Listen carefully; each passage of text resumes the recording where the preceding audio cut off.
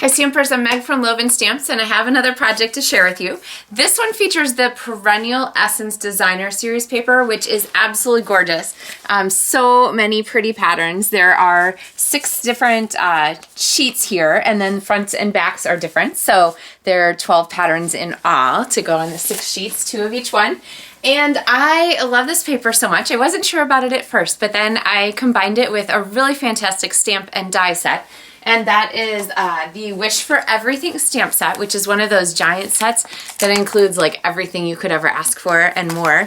And the dies that go along with it. So the word wishes dies, which are coordinating, and they're all words. So basically you use one from here, and then add a word die with it. So like Mother's Day, Valentine's Day, happy, wishing you something like that. So here's our card. Okay, so we have happy Valentine's Day, and this has so many fun techniques. I'm going to share with you how to do the ombre letters, which are really kind of neat. And then check this out, I'm going to untie my polka dot tool, and this card is actually a really fun and unique zigzag fold. So see how that works? Love the way this works, and it includes a sneak peek from the upcoming January through June mini catalog. This begins on January 3rd. If you didn't get one in the mail from me already and you're one of my customers, reach out and let me know, because everybody should have gotten theirs in the mail. If you don't have a Stampin' Up! Demonstrator that you work with and you would like a copy of this catalog, then also let me know and I'd be happy to get one out to you.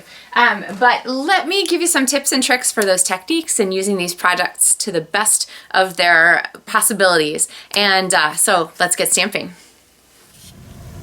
Okay, so the first thing we're going to do is cut our designer series paper, and I need a strip of this paper that is 9 by 4 inches. So I'm going to go ahead and cut off 4 inches here. And honestly, this paper doesn't have a ton of direction to it, so really you can get away with using it however you like. And then I'm going to go ahead and cut off 4 inches from one end. Let's see, we'll cut off this end. The other ends are pretty rosy, so 9 by 4 means I'm going to cut 3 inches off. There we go. So now I have a 9 by 4 piece, and then I'm going to score it at 3 inches and at 6 inches. And this new trimmer has a great scoring blade. If you're in the market for a trimmer and a scoring tool, I can highly recommend it. So I'm going to leave that cutting blade out of the way, and I'm going to use my scoring blade. And the reason I love this scoring blade so much is that for fine paper like the designer series paper, you really don't have to worry about cutting through. This blade is just really nice and soft. So you of course don't want to crank down on it, but you can be pretty firm about your paper. So here is where you have to make a decision about what direction you're going to fold it. You want the front of your card to open this direction, like this, okay? So then this is going to go onto a piece of Blush Blossom cardstock, or Blushing Bride cardstock, and that piece is going to be 4 1/4 by 3 1/4. So I'm gonna cut this down here, 4 1/4 by 3 1/4. And when you purchase any amount from me during the month of December, you'll get all these tutorials in a printed booklet, well, in a PDF format that you can print at home for easy printing with lots of pictures and lots of cutting directions and everything, or you can just watch the video tutorial. But that's a neat perk that I have for my customers. So I'm going to cut about 20 inches of ribbon and go ahead and tie this around before I go ahead and attach the designer series paper to the Blushing Bride.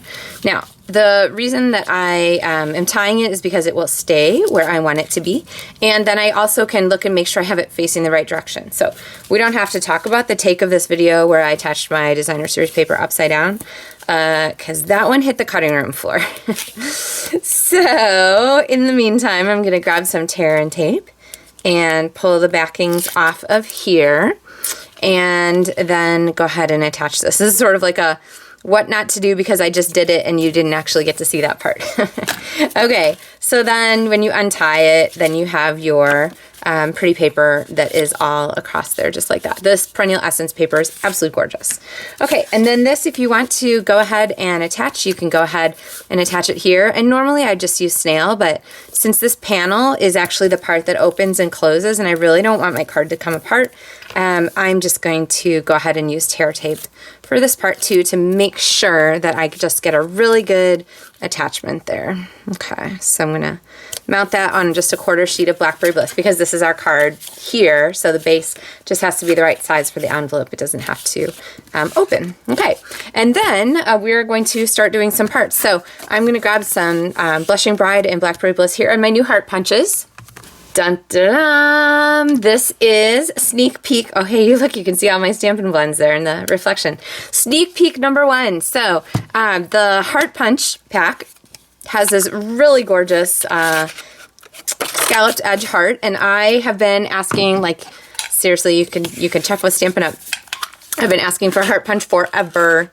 I love having these just super quick, especially if you're doing some big project like I do Valentine projects for like our local library a lot of times. Just nice sometimes to have access to a really quick punch rather than always having to die cut everything. So I do love my dies, but can't beat a punch for quickness. I'm going to grab one more of these Blackberry Bliss because this is going to go inside. Speaking of which, I'm going to go ahead and attach a slip of Blushing Bride cardstock here.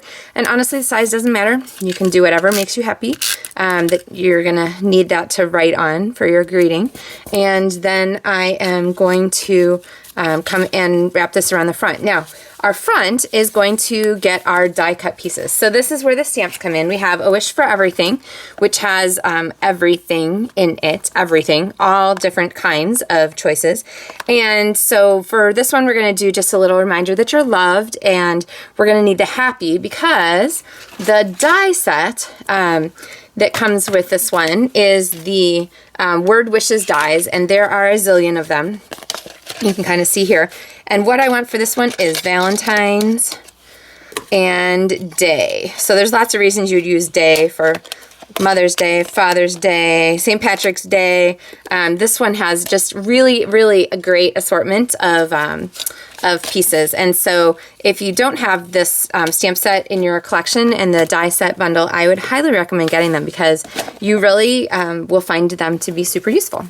So I'm going to grab these words and grab my die cut machine and go ahead and cut them out. The things that you want to save are the apostrophe and the dot in the I. Those actually aren't trash, so make sure you hang on to those.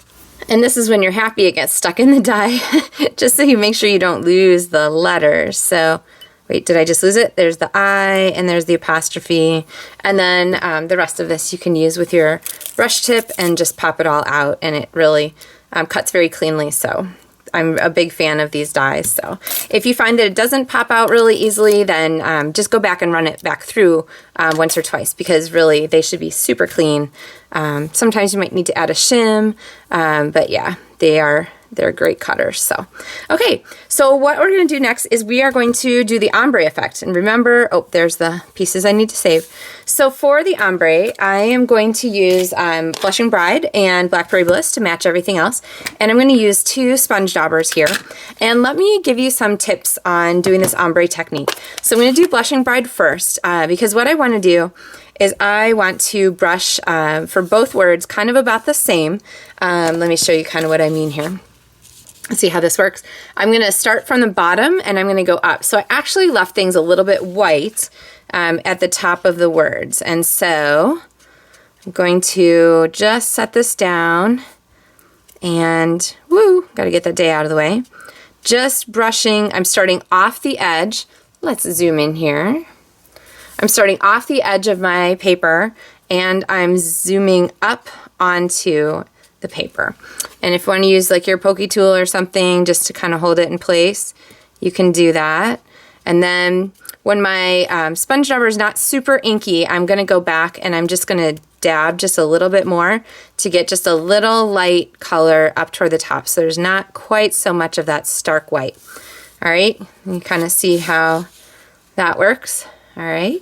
And then I'm going to do the same thing with day, so you can like narrate along yourself now. So I'm going to wipe up from the bottom, be gentle because these words are fragile, and then I'm going to just dab a little bit to cover most of the space, okay? So now we have Valentine's Day, but our colors here need a little bit more purple to match what we've already got. And so I'm going to go ahead and grab my Blackberry Bliss. And this is a strong ink color, so even if you haven't re-inked like right away immediately, you just want to be gentle. And the other thing, the Blush Blossom ink goes on kind of blushier and less pinky, and it dries to be a lot pinkier over time. So don't be alarmed if it's not really the color that you thought. So again, I'm starting kind of off the edge. I hope you could see that. Off the edge of the paper and coming up towards the top of the letter. Coming down to the top of the letter since I'm working upside down. I just thought you'd be able to see better this way. Okay. All right, so we've got that set. So now we have our words. I'm going to let them dry. If you get a lot of ink on there, you might need to let them dry a little longer because it's just going to take some time. And in the meantime, I'm going to go ahead and stamp my greeting pieces. And those are going to be just a little reminder that you're loved, which is totally crooked. So let me try that again. These are, okay, actually this is a perfect chance to give you my lesson. Okay, so what I like to do, sometimes the sticker and the stamp don't actually line up. So what I'm going to do is I'm going to kind of stamp it where I think is straight. And, oh, look, it is straight. Okay, never mind. Well, anyway, what I would do is if it weren't straight, I would look at where I thought it was straight, and then I know if I need to adjust it a little to the right or a little to the left for the second time. So, okay, and then we need happy, which doesn't have to be straight at all because we're going to trim this one down pretty tight. Okay, so cutting out my little happy word.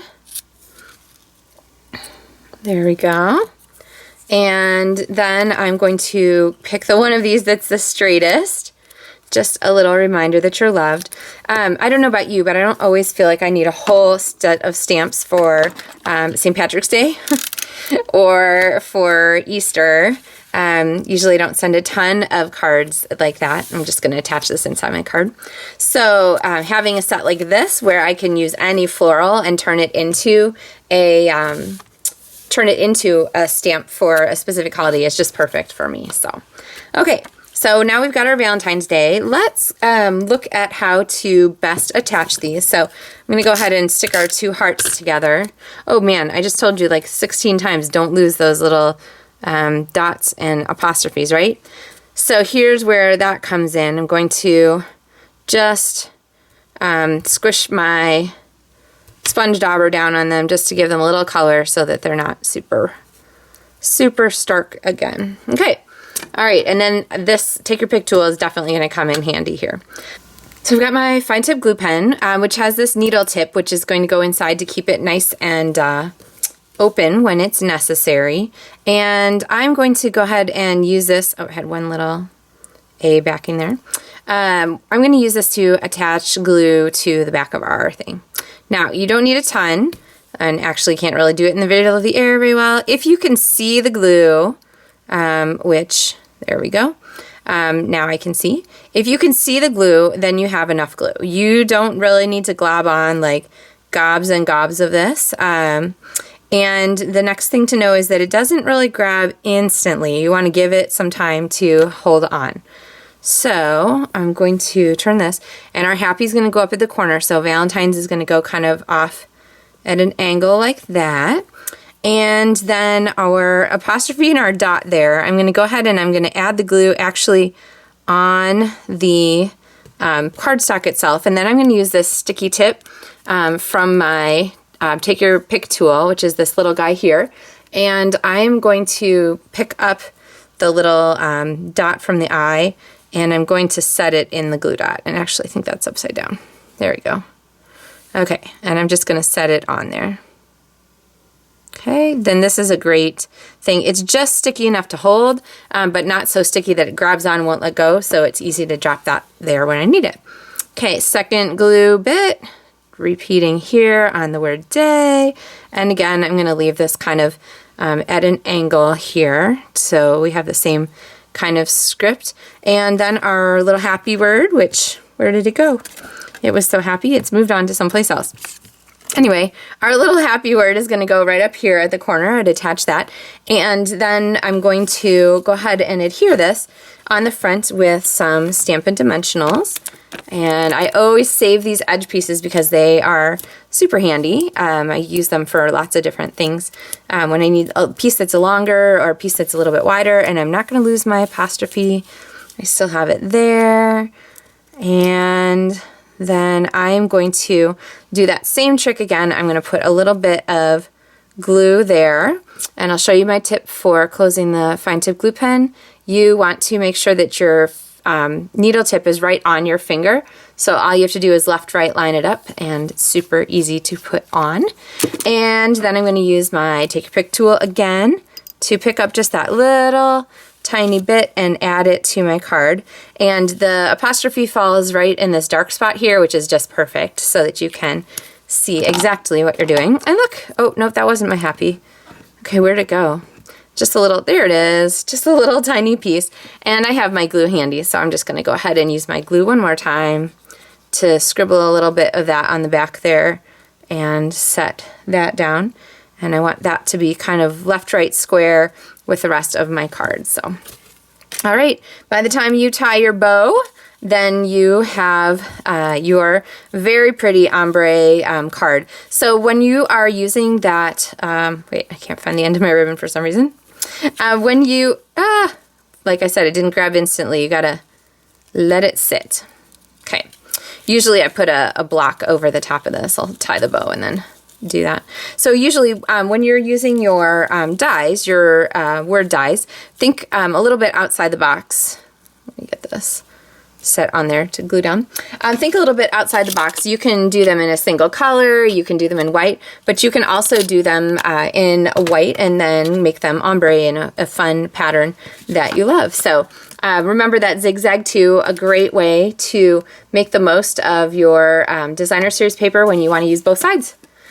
Thank you so much for watching. Remember, if you place an order in my online store during the month of December, you get the tutorial packet, the PDF, printable at home, for 4 projects using the stamp set and dies here, a Mother's Day card with a fun Z-fold, so watch for that tutorial, an Easter card, which is a DSP card base, and that one is here. So another really pretty card. And then finally a Hanukkah set, a Hanukkah card, which is from the same stamps and dies. So a really easy way to use a bunch of stamps for a bunch of holidays and maybe not have to own a complete stamp set for each one of these. I mean, this is basically like 4 stamp sets right here. But you're just having the one, the wish for everything and the words dies. So a great, great way to expand your stamping collection. So let me know if you have any questions. Thank you so much for watching. And I look forward to hearing about your ombre die cutting and your zigzag fold DSP layer cards. So happy stamping and thanks so much for watching.